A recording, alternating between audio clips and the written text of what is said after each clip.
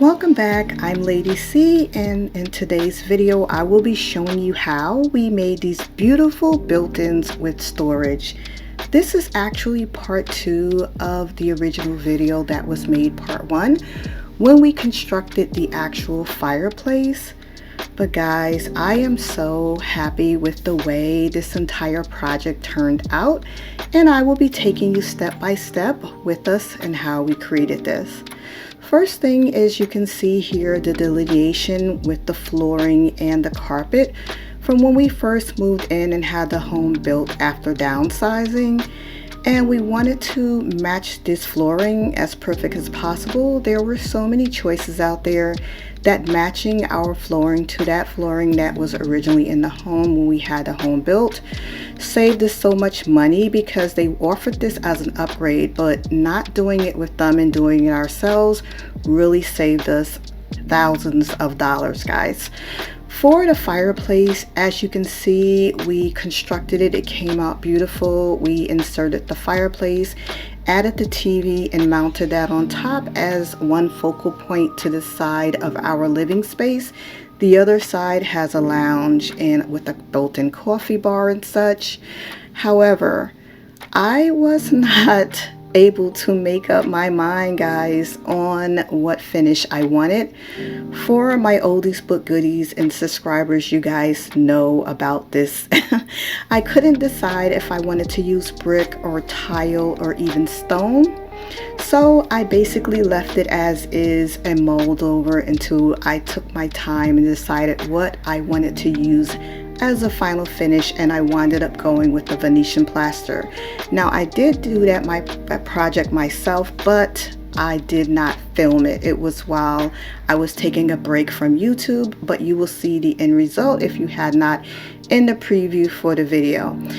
This right here is showing you how we constructed it. I can leave the fireplace video in the description box below. Just click the link and you will see how we created our fireplace. And if you want to get some good tips, that's the way to go if you're planning on doing this project or just doing a fireplace. So we ran to the big box store. We picked up our supplies. As you can see here, the hubby is basically making some bases for our storage. I knew I wanted storage in my built-ins. I did not just want bookshelves on the side. There's nothing wrong with that, but every family has its different needs. And when you're doing this, you want to make sure that you remove the baseboards, so when you have your shelving in, it lies flat against the wall. I also went with regular unfinished shelves, wall shelves, instead of base cabinets. Base cabinets depth is on average 24 inches, and I wanted my storage and my built-in shelves to basically be recessed from the actual fireplace, and wall cabinets was the perfect depth for me. For filling in cases of where you have space between where the cabinetry and the wall or another cabinet is, you always go with what they call cabinet fillers. They sell these in the home also. And a quick tip is, if you want to save a lot of money, don't go with pre-painted cabinets. Go with unfinished cabinets. You will save hundreds of dollars per cabinet, trust me. Then you can also go with whatever color you decide, so it's more customized. So after we got our fillers in, there's still a little space. Don't worry about that. We'll cover that later. But with traditional built-ins, there's usually a back panel. This is not something that you have to have if you're going with floating shelves like we are. But this is where you can really bring in creativity rather, for painting or maybe a pop of color, wallpaper, or stain. I chose to go with something with a little bit of texture, so I chose a beadboard. I wanted this to have a little bit of a traditional feel, even though it's very modern, because I have a traditional feel in my home, but a modern traditional feel. So that's basically what I wanted that vibe or feel to have. As you can see now, we're still missing our countertops, so I did want to go in and put those in, but I just wanted to give you an idea of our scale versus how we're building these out. We went from floor to ceiling with our fireplace. Everyone doesn't do that. It's just something that we chose. It's basically your preference. And we're doing the same thing with our shelving versus our storage, and playing with the verticality of our room. As you can see, these unfinished butcher blocks are so pretty. I love butcher block, and I've always wanted it in my home, so this was the perfect opportunity to use those as countertops, and all I had to do was add a little bit of oil. But I just wanted to give you an idea of how everything is coming together and give you a just nice shot of the symmetry and how we're building this out, and I think it looks perfect already.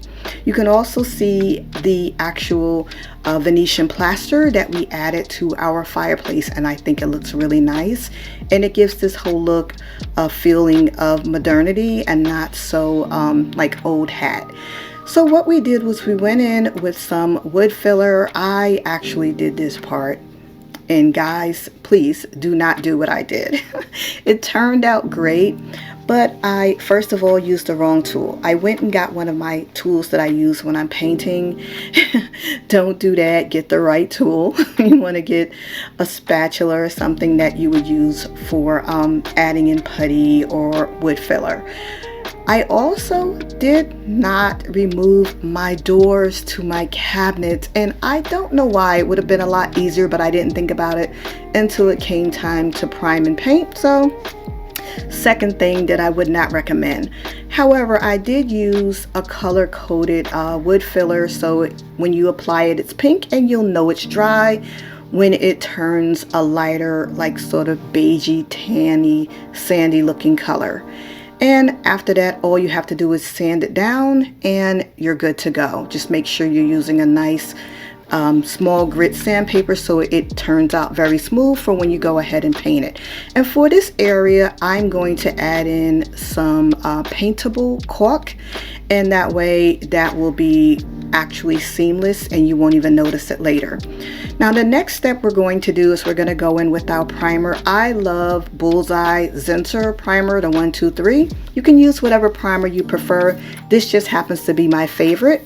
And I did 2 coats of this, and I'm pointing out right now that I did the surround, the inside and outside of the cabinet doors, and also our beadboard back panels for our shelving. I also like these cabinets because they come with the actual shelf already in it, and all you have to do is install it, which took all of 30 seconds. Next step will be to go ahead and get these painted. Now I love this paint that I'm going to show you. This paint gives you the factory finish with that custom built-in quality. It looks like a pro came in and painted these. And it also has a factory finish on it, and this is the best paint. I've done upcycling furniture, so many DIYs and builds over the years in my homes, and guys, I can guarantee you this is the best cabinet paint ever. Just use a foam brush and you won't have any texture or brush marks. We also went in with our shelving, and I will say this is the one step that we did not semi-build or build from scratch. We bought these from the Pottery Barn and they match our countertops perfect. I was gonna go with white oak. We went with white ash, which is what they had. Once I added the little bit of oil to our countertops, it matched absolutely perfect, guys. And it saved us time and money, and that is something that you can't get back. So these were on sale. To construct these, it would have cost more than to make them. So always check those out. I'm also giving you a close-up of how beautiful the paint job came out on our cabinetry for our storage. And then I went in with a pop of a little bit of that brass, and I think they look perfect. I'm going to add in some sconces later on to match those. Now with these shelves, all my husband had to do was get out a level and a screw gun and find the studs with the stud finder, and this went really nice. The only thing is we did add in those sconces on top, which I mentioned earlier, and guys, as you can see, they look so amazing. This whole project went a little bit slow because I could not figure out what I wanted my finish to be. But when you take your time and get what you want. Don't rush into anything, and that's a good lesson for anybody.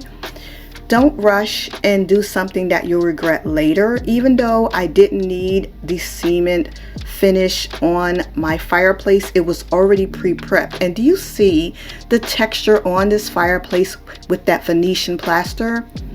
When I touch it, it feels like a soft leather. It is absolutely beautiful and stunning in person.